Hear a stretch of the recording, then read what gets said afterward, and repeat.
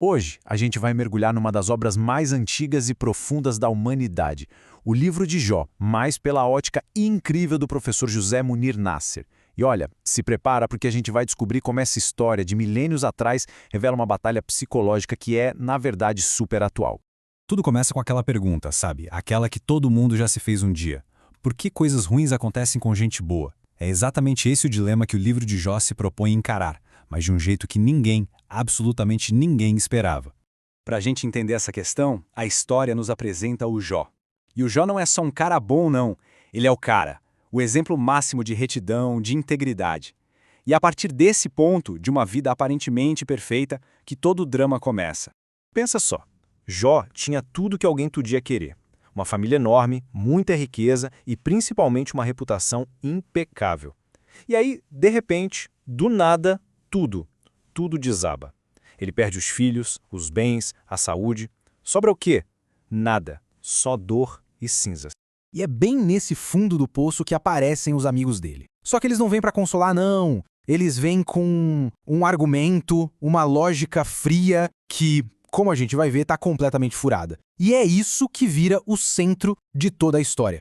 E aqui a coisa fica interessante porque vira um impasse total. De um lado você tem os amigos com aquela lógica de tribunal, sabe? Se tem sofrimento é porque teve crime, simples assim. Confessa aí que tudo se resolve. E do outro lado, o Jó que se recusa a confessar um pecado que ele não cometeu. Ele bate o pé, diz que é inocente e exige falar direto com o juiz, com o próprio Deus. Dá pra sentir a frustração do Jó, né? Ele saca na hora que a sabedoria dos amigos é furada. As palavras deles não são para ajudar, são para acusar. E ele define isso perfeitamente como palavras ao vento, um papo furado que não toca na verdade da situação dele. Aí, depois de um tempão de debate, de acusação pra lá e pra cá, quando parece que não tem mais pra onde correr, o próprio Deus entra na história. Só que a resposta que vem de dentro do redemoinho, nossa, ela quebra todas as expectativas. O Jó tá ali, desesperado por respostas, né? Ele quer um porquê, uma explicação lógica para o sofrimento dele. Só que em vez disso, Deus oferece uma visão. Ele não entra no joguinho de tribunal do Jó. Ele meio que convida Jó para ver um quadro muito, mas muito maior. Pois é, Deus não chega e fala, Jó, o negócio é o seguinte. Não, pelo contrário, ele devolve com um monte de perguntas. Perguntas sobre a criação do mundo, o controle dos oceanos, o nascimento das estrelas, coisas que a mente humana simplesmente não alcança. E aí ele mostra para o Jó essas criaturas fantásticas, tipo o Behemoth e o Leviatã, que são, nossa, incompreensíveis. E ele não está fugindo da pergunta. O que ele está fazendo é explodir a lógica por trás da pergunta. Ele está mostrando que a nossa caixinha de causa e efeito é minúscula perto da imensidão que é o universo. E é exatamente aqui que a análise do professor Munir Nasser vira o jogo. Porque essa resposta de Deus, essa visão cósmica, ela prepara o terreno para a gente entender qual era a verdadeira batalha do Jó. Não era doença, não era perda dos bens, a luta de verdade era interna. Então, vamos lá. O ponto central é esse. O objetivo dos amigos do Jó era paralisar ele. E a arma para isso? A culpa. Eles queriam que ele acreditasse que tudo aquilo era culpa dele, para ele parar de lutar, parar de perguntar e simplesmente se render. Aqui, o Munir Nasser faz uma distinção que é, olha, crucial.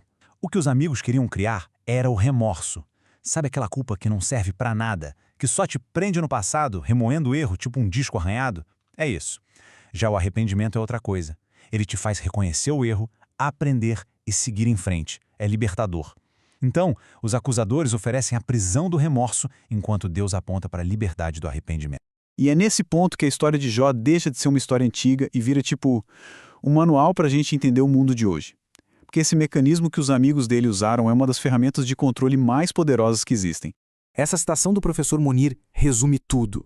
Ele diz que para você controlar totalmente as pessoas, o caminho é exigir delas a perfeição. Por quê? Porque é impossível ser perfeito. Se ninguém é perfeito, todo mundo se torna culpado, e gente culpada é fácil de controlar. Olha só como a engrenagem funciona, passo a passo. Primeiro, eles te convencem de que você é o culpado, que você está em dívida. Segundo, criam um padrão de perfeição impossível de alcançar. Terceiro, a pessoa se sente culpada, inadequada e trava. Fica paralisada. E no final, o acusador se apresenta como o salvador, o único que pode te consertar. E o preço dessa salvação é o controle total sobre você. E é exatamente esse o jogo que os amigos tentam jogar com Jó. A ideia era destruir a certeza que ele tinha da própria inocência, colocar no lugar uma culpa que paralisa e forçar ele a aceitar a solução que eles ofereciam. Por isso que a grande vitória do Jó é justamente essa. Ele se recusa a ser paralisado por uma culpa que não era dele. Então, no fim das contas, a história de Jó é muito mais que uma história. É uma ferramenta para a gente olhar para o nosso mundo de um jeito mais crítico. Ela nos deixa com uma pergunta no ar. Quem, hoje em dia, usa essa mesma tática? Que acusadores modernos tentam nos paralisar com a culpa? Que ideologias vendem uma perfeição impossível só para nos fazer sentir em dívida? E mais importante, quem se oferece para nos salvar dessa culpa em troca de poder? Se a gente parar para pensar nisso, muita coisa do nosso mundo começa a fazer mais sentido.